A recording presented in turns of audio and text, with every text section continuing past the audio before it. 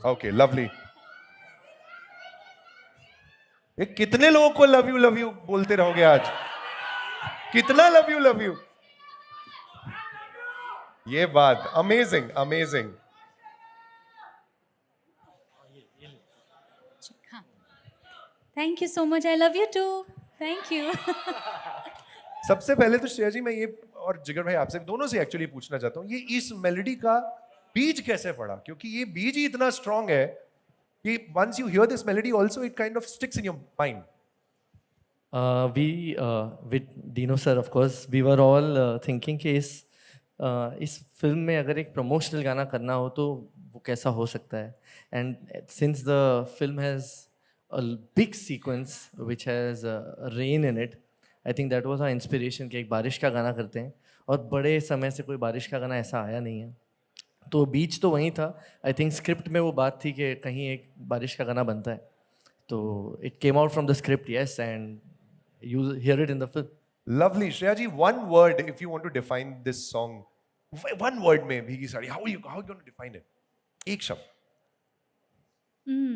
It's romance meets sensuousness. I think this song has every dimension for मतलब the way the song has been created. Firstly, उसमें ही वो बात है कि उसमें एक तो वो कास्टिंग सोचना अदनान सर के साथ. I was so thrill to hear his voice. Adnan Sami ji के लिए ज़ोरदार तालियां हो जाए, वो आज आए नहीं यहाँ पर. बट लाइक यू सेड कि अगर बारिश की के गानों के साथ किसी की आवाज़ आप आइकॉनिक सोचते हैं तो ठीक है, मैंने तो गाई हैं, लेकिन I think it's also Adnan Sami. Absolutely, absolutely. And the way he sings, he brings a lot of naughtiness and romance. You know, वो उनकी आवाज़ का वो एक texture है. और फिर मैंने जब ये गाना सुना, that composition, oh my God, I was like blown away. It is such a, again, like we are talking of retro inspiration. This goes back in time. I feel it's a little bit more back in the 70s, जिस तरह के गाने होते थे. A duet format where सवाल जवाब है. It's not मतलब आपने पार्ट बाद में नहीं सोचा कि लड़की का पार्ट कहाँ आएगा या लड़के का पार्ट कहाँ आएगा.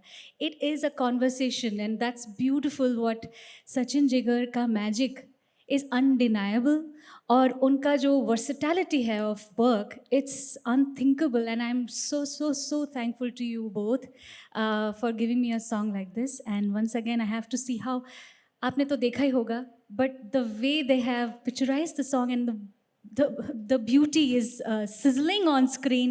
Sid and Janvi, oh my God, the chemistry is sparkling. And बहुत मुझे खुशी हुई इस गाने पे का हिस्सा बनने का. So romance है, sensuousness है, romanticiousness है गाने के अंदर. तो चलिए भीगी साड़ी लाइव. जिगर भाई, over to you. बिल्कुल. लेकिन पता है, अभी बहुत लोग हमको पूछते हैं कि अभी AI आ गया, अभी ऑटो ट्यून आ गया, कोई भी आदमी कोई भी गाना गा सकता है. लेकिन मैं आपको आज लाइव एग्जाम्पल बताना चाहता हूँ कि क्यों एक गाने के लिए एक सिंगर ज़रूरी होता है. आज हमारे साथ अदनान सामी यहाँ नहीं है, तो हमने जिसने गाना ये बनाया है, मैं गाने वाला हूँ, but you will hear it in my voice and you will know कि AI या ऑटो ट्यून कोई सिंगर के सोल को नहीं चेंज कर सकता है.